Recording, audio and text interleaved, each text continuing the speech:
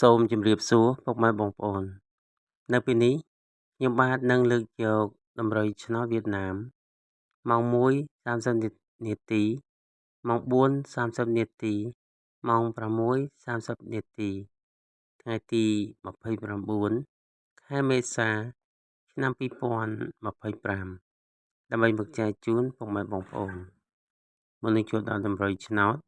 ខ្ញុំបាទសូមលើកយកតម្រុយឆ្នោតដែលបានឲ្យការពីម្សិលមិញដើម្បីមកទៀងទាត់ជូនពុកម៉ែបងប្អូនសម្រាប់ម៉ោង 1:30 នាទីម៉ោង 4:30 នាទីហើយនិងម៉ោង 6:30 នាទីតម្រុយដែលបានឲ្យគឺមានលេខ45 06 14 35លេខអស់មាន2ខ្ទង់គឺអុកខ្ទង់30ហើយនិងអុកខ្ទង់40បន្តមកទៀតនេះខ្ញុំបាននឹងផ្ទៀងផ្ទាត់ជូនពុកម៉ែបងប្អូនសម្រាប់ម៉ោង 1:30 នាទីម៉ោង 1:30 នាទីគឺយើងត្រូវបានប៉ុស A គឺ04គឺត្រូវជោគទង់តម្រុយខ្ញុំបានឲ្យលេខ06សរុបម៉ោង 1:30 នាទីគឺយើងត្រូវបានមួយគ្រាប់បន្តមកទៀតនេះខ្ញុំបាននឹងផ្ទៀងផ្ទាត់ជូនពុកម៉ែបងប្អូនសម្រាប់ម៉ោង 4:30 នាទីម៉ោង 4:30 នាទីគឺយើងត្រូវបានប៉ុស A គឺ19គឺត្រូវជោគទង់តម្រុយខ្ញុំបាទបានឲ្យលេខ14សរុបម៉ោង 4:30 នាទីគឺយើងត្រូវបានមួយគ្រាប់បន្តមកទៀតនេះខ្ញុំបាននឹងផ្ទៀងផ្ទាត់ជូនពុកម៉ែបងប្អូនសម្រាប់ម៉ោង 6:30 នាទី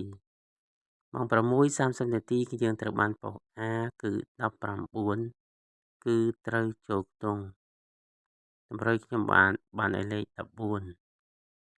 បន្តមកទៀតគឺយើងត្រូវបានប៉ុស A ដូចគ្នាគឺ31គឺត្រូវលេខអស់បន្តមកទៀតគឺយើងត្រូវបានប៉ុស C គឺ40គុតគឺត្រូវលេខអស់សរុបម៉ោង 6:30 នាទីគឺយើងត្រូវបាន3គ្រាប់បន្តមកទៀតនេះខ្ញុំបាទនឹងលើកយកតម្រុយសម្រាប់ថ្ងៃទី29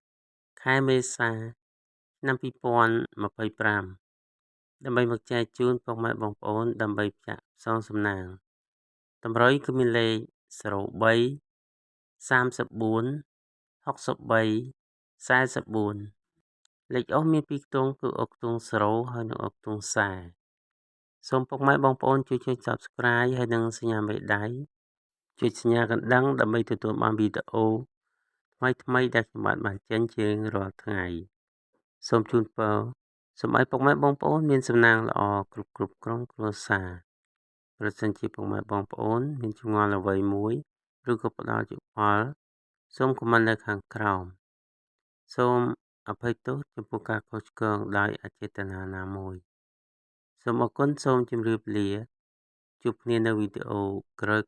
ទៀត